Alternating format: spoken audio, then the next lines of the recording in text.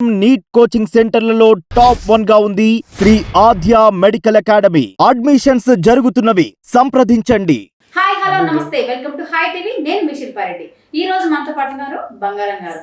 Last episode లో మనకు బంగారం మంచిగా ఎపిసోడ్ మంచి ఇంటర్వ్యూ ఇచ్చింది.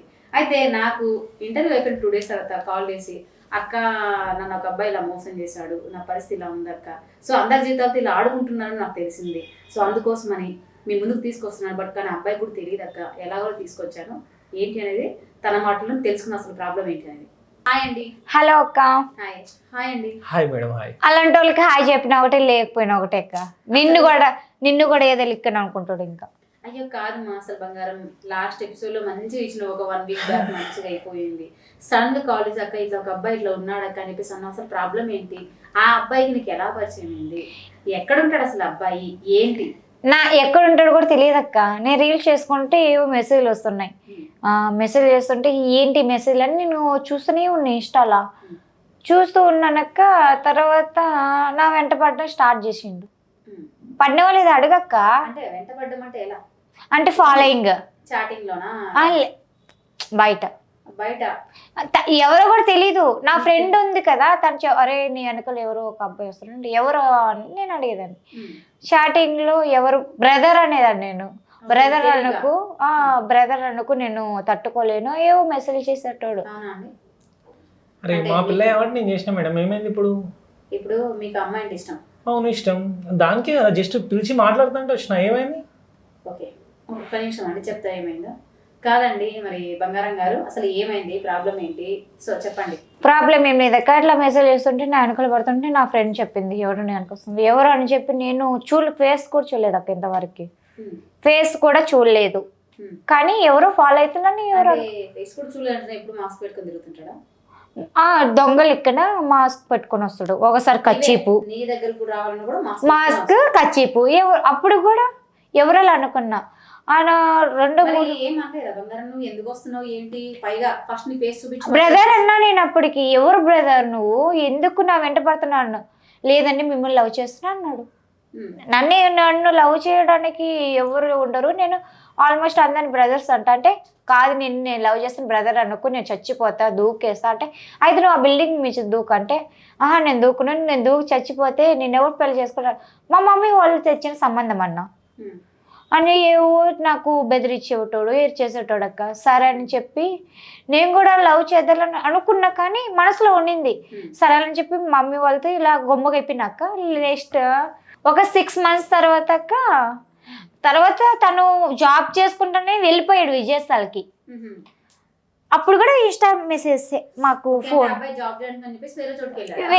నాకు ప్రపోజ్ చేసి ఇట్లాగా సరే అని చెప్పి నాకు నమ్మకం కుదిరింది. లవ్ పైన అని చెప్పి కుదరలా అనుకున్నా, జస్ట్ చెయ్యాలి లవ్ చేయాలని జస్ట్ అనుకున్నా. ఎట్లాంటోడు ఈడు తెలుసుకోవాలని మనసులో అనుకున్నా అంతే. సరే మమ్మీ వాళ్ళ దాకా కూడా పోలేదు. తర్వాత ఒక 4 days తర్వాత నేను ఇట్లా విజయసింగ్కి వెళ్తున్నాను, రేపు నేను పెళ్లి చేసుకోవాలంటే కష్టపడాలి, డబ్బులు సంపాదించాలి అని అన్నాడు అక్క. వెళ్తున్నా అన్నాడు. ఆడ కొంపలో కూల్చింది ఏంటంటే అక్క, నేను జస్ట్ డ్రెస్ కొనడానికి షాపింగ్కి వెళ్ళా. నా ఫ్రెండ్ బర్త్డే అంటే షాపింగ్కి వెళ్తే పార్క్లో ఉన్నాడు అక్క. కాదమ్మా, ఇప్పుడు డ్రెస్ కొనడానికి వెళ్తేప్పుడు పార్క్ లో ఉన్నాడని అబ్బాయి ఫేస్ కూడా నువ్వు చూడలేదు, నీకు ఎలా తెలుసు? కట్అవుట్ చూసి గుర్తుపట్టగలవా? కట్అవుట్ సేమ్ నా దగ్గర వేసుకున్న షర్ట్ వేసుకున్నాడు. అంటే అడ్వాన్సెస్ చాలా మందికి ఉంటాయి కదా, అఫ్ కోర్స్ అది షర్ట్లు చాలా మందికి ఉన్నాయి, కానీ మాస్క్ కానీ ఆ కళ్ళు అదంతా. అంటే ఇప్పుడు నువ్వేమన్నావు బుజ్జి, నేను ఎప్పుడు కూడా తను ఎక్కువ అబ్జర్వ్ చేయలేదు, కానీ సేమ్ అట్లనే ఉన్నాడు. కానీ నా ఫ్రెండ్ ఫోటో తీసి చూపించింది. ఇతనే? అరే నా ఫ్రెండ్ చెప్తుంది ఇతనేమ్మా, ఇతనే కావాలంటే చూడని అంటే సరేలని. నాకేమో విజయస్థకి వెళ్తాను. సరే ఓకే, మెసేజ్లో కావాలని డౌట్స్ అడిగిన, ఎక్కడున్నాడు అంటే నేను ఎక్కడే ఉన్నాను విదేశాలలో ఉన్నాను అని అన్నాడు. కానీ చేస్తే కళ్ళ ముందు ఉన్నాడు.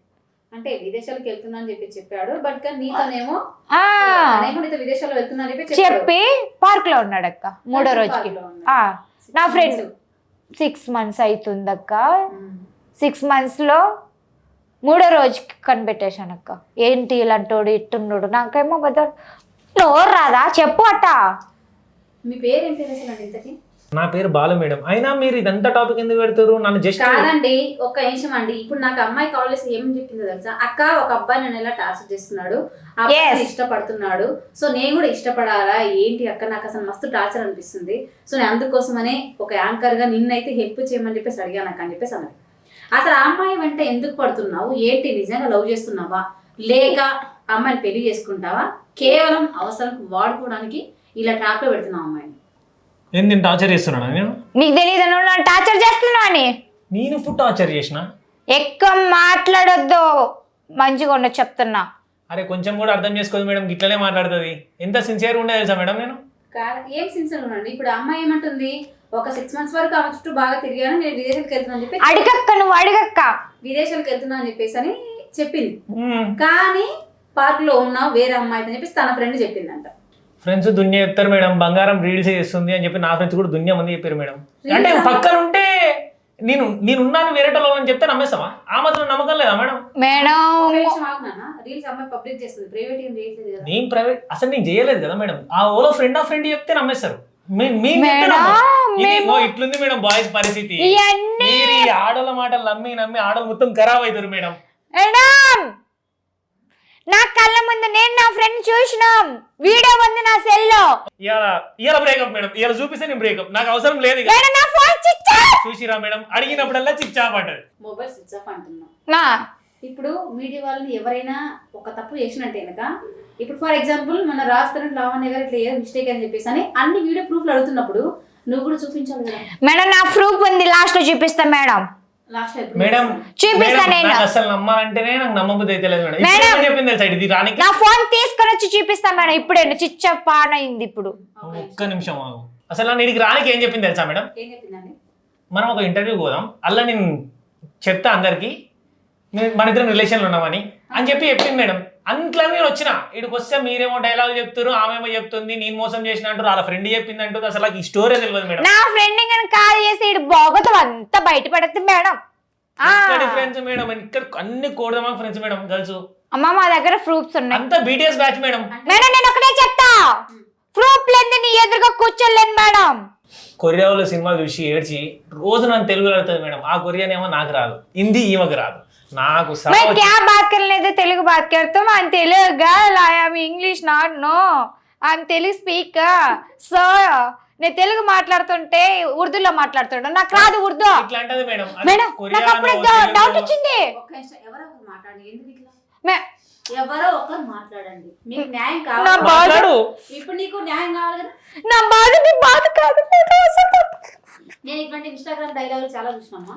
అంటే నా బాధ మేడం ఒకటే చెప్తాను, నేను ఉర్దూ మాట్లాడుతుంటే ఉర్దూని పిల్లని ఎక్కడి వెనక్కి పడలేండు. ఉర్దూ ఎక్కడ వచ్చిందంటే ఉర్దూ పిల్లని లవ్ చేస్తున్నాడు. అంటే ఇప్పుడు ఈ అబ్బాయికి ఒక్కరే కాదు, ఆహా, ఇద్దరే ఉర్దూ కాదు, పిల్ల, ఇంకా తెలుగు చాలా పిల్ల, కన్నడ పిల్ల, మలయాళం పిల్ల, అదేనంటే నీ మొహానికి బంగారం కాకుండా ఇంకెంత మంది కావాలండి మీకు? ఆ. అరే ఇప్పుడున్న ఈ జనరేషన్ లో మాలాంటి అమ్మాయిలు నమ్మాలా వద్దన్న సిచ్యువేషన్. అడగండి మేడం గట్టిగా. నా ఏం రిలేషన్ లో లేడు మేడం. ఏమో కొరియా సినిమాలు చూస్తున్నట్టే నాకు ఈ అన్ని దేశాల సినిమాలు చూస్తున్నట్టే నాకు ఇష్టం.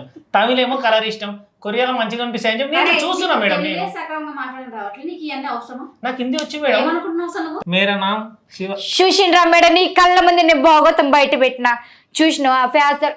ఇప్పటికే అన్నా నేను తెలుగు పిల్లనంటే మళ్ళీ ఉర్దూ అంటే ఉర్దూ పిల్ల మీద ఎంత ప్రేమ ఉంది ఇప్పుడే బయట పెట్టినా లేదా? అంటే ఉర్దూలో మాట్లాడితే ఉర్దూ ప్రేమ, తమిళ్లో మాట్లాడితే తమిళ ప్రేమనా? చూడండి మేడం, ఏ అమ్మాయి కొంపులు కూల్చి అసలు పట్టుకుంటు రచ్చమండ పోయినా తప్పలేదు మేడం. మేము ఎట్లా వేస్తుంది తెలుసా మేడం? డైలీ పేస్దాలో దోషదాలో అంటే నేను ఏదనుకో పెద్ద గోష పెట్టింది మేడం నా లాస్ట్. మేడం నేను అట్లా కావాలని చేయలేదు మేడం. అట్టే ఉంటుంది మేడం నా పరిస్థితి, ఎవరికి చెప్పు. నాకు చెప్పుకున్నావు కదా, నేను తీరుస్తా. వెయిట్ ఒక అక్క నువ్వు న్యాయం చేయకపోతే ఈ మరుక్షణమే నేను నీ కంటి ముందు కనిపించినక్క. నీకు న్యాయం తప్పకుండా చేస్తా.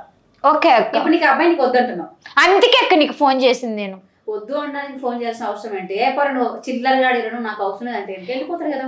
అక్క ఎన్నిసార్లు అన్నా లెక్క ఉమ్మేసినా తిట్టినా ఇప్పుడు కూడా కొడుతూనే ఉన్నా లెక్క.